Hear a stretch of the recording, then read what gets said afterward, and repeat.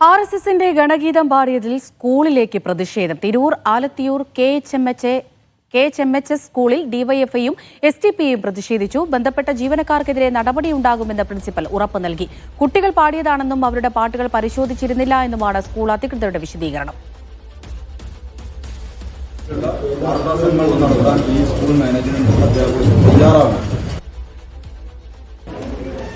സ്വാതന്ത്ര്യദിനത്തോടനുബന്ധിച്ച് ഗാനാലാപനം നടത്തിയതിൽ ഗാന്ധി ദർശൻ ക്ലബിന്റെ കീഴിൽ നടത്തിയതിൽ ആണ് ഈ വിവാദമുണ്ടായത്.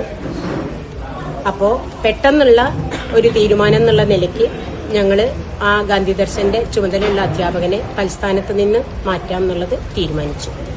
ഇല്ല, പരിശോധിച്ചിട്ടില്ല. പരിശോധിച്ച് ഞങ്ങളത് വ്യക്തമായിട്ട് ഞങ്ങൾക്ക് മനസ്സിലായിരുന്നു എങ്കിൽ ഞങ്ങളത് അപ്പം തന്നെ മാറ്റുമായിരുന്നു. അപ്പൊ അതിന് നമ്മുടെ ഭാഗത്തുനിന്ന് ഒരു ജാഗ്രത കുറവ് സംഭവിച്ചു, അതുള്ളത് സത്യമാണ്.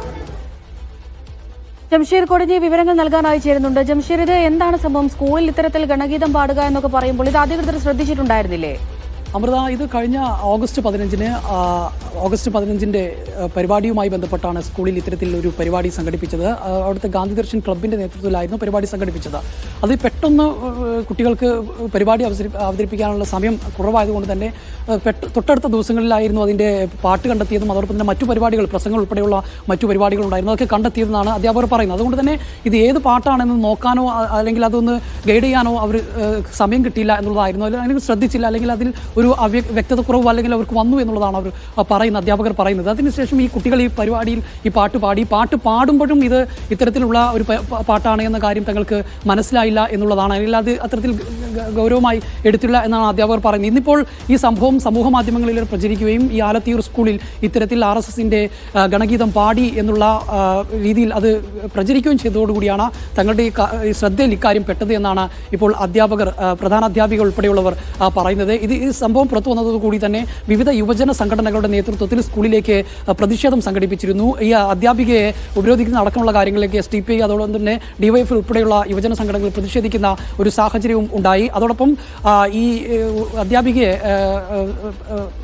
പ്രതിഷേധത്തിന്റെ ഭാഗമായി അധ്യാപികയെ ഉപരോധിക്കുന്ന അടക്കമുള്ള കാര്യങ്ങളിലേക്ക് നീങ്ങുന്ന ഒരു സാഹചര്യമുണ്ട്. ഈ അവസരത്തിലാണ് ഇപ്പോൾ പ്രധാന അധ്യാപിക സ്കൂളിന്റെ തന്നെ ലെറ്റർ പാഡിൽ കൃത്യമായി എഴുതി നൽകിയത്. ഇതുമായി ബന്ധപ്പെട്ട് ഏതെങ്കിലും അധ്യാപകർക്ക് വീഴ്ച സംഭവിച്ചിട്ടുണ്ടെങ്കിൽ ആ അധ്യാപകരെക്കെതിരെ നടപടി സ്വീകരിക്കുമെന്നുള്ളത് പ്രധാന അധ്യാപിക ഇപ്പോൾ ഈ യുവജന സംഘടനകൾക്ക് എഴുതി നൽകിയിട്ടുണ്ട്. ഈ ഗാന്ധി ദർശൻ ക്ലബിന്റെ നേതൃത്വത്തിലായിരുന്നു പരിപാടി സംഘടിപ്പിച്ചത്. ഈ ക്ലബിന്റെ ചുമതലയുള്ള ഒരു അധ്യാപകരുണ്ട്. അധ്യാപകന്റെ ഭാഗത്ത് ചില വീഴ്ച സംഭവിച്ചിട്ടുണ്ടാവാം എന്നുള്ളതാണ് ഇപ്പോൾ പ്രധാന അധ്യാപിക പറയുന്നത്. അങ്ങനെയെങ്കിൽ അധ്യാപകനെതിരെ കൃത്യമായ നടപടി ഉണ്ടാകും എന്നുള്ളതാണ്. ഇത് നേരത്തെ അറിഞ്ഞിരുന്നെങ്കിൽ ഈ പാട്ട് പാടാൻ അനുവദിക്കില്ലായിരുന്നു എന്ന് കൂടി ഈ അധ്യാപിക പറയുന്നുണ്ട്. ഇത്തരത്തിൽ RSSനെ പ്രോത്സാഹിപ്പിക്കുന്ന ഒരു സമീപനമുള്ള സ്ഥാപനമല്ല, അത്തരത്തിലുള്ള പരിപാടികൾ നടത്തുന്ന ഒരു സ്ഥാപനമല്ല. പക്ഷേ ഇതൊരു യാദൃച്ഛികമായ അബദ്ധവശാൽ സംഭവിച്ചു പോയതാണെന്നാണ് ഇപ്പോൾ ഈ സ്കൂൾ അധികൃതർ നൽകുന്ന വിശദീകരണം. അബദ്ധമാണ് എന്ന് പറയുമ്പോഴും ജംഷീർ, ഇങ്ങനെയൊരു സംഭവം നടന്നിട്ടുണ്ട് എന്ന് അധികൃതർക്ക് മനസ്സിലായല്ലോ. അപ്പോൾ അന്വേഷണം ഉണ്ടായിരുന്നു. ഇത് ആരാണ് കുട്ടികളെ പഠിപ്പിച്ചു കൊടുത്തത് അല്ലെങ്കിൽ കുട്ടികളോട് പാടാൻ ആവശ്യപ്പെട്ടത്, നിർദ്ദേശിച്ചത് എന്ന കാര്യത്തിലൊക്കെ വ്യക്തത വന്നോ? നമ്മൾ ഇതുമായി ബന്ധപ്പെട്ട് ഇന്ന് രാവിലെ തന്നെ ഈ സ്കൂൾ അധികൃതരെ ബന്ധപ്പെട്ടിരുന്നു. ഇപ്പം നമ്മൾ സൗണ്ട് ബൈറ്റിൽ കേട്ട പ്രധാന അധ്യാപികയെ ബന്ധപ്പെട്ടിരുന്നു.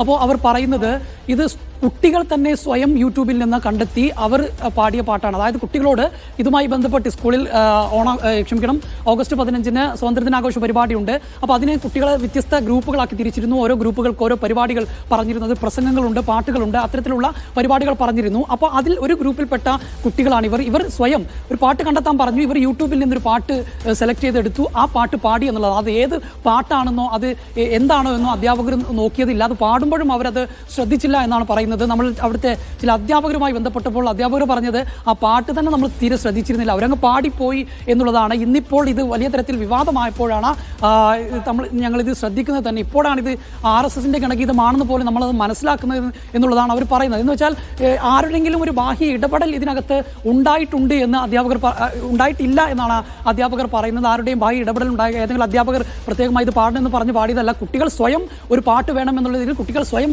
കണ്ടെത്തി, യൂട്യൂബിൽ നിന്നൊക്കെ കണ്ടെത്തി ഒരു പാട്ട് പാടിപ്പോയതാണ്. അത് അബദ്ധവശാൽ അങ്ങനെ സംഭവിച്ചു പോയതാണ് എന്നുള്ളതാണ് ഇപ്പോൾ അധ്യാപകർ പറയുന്നത്.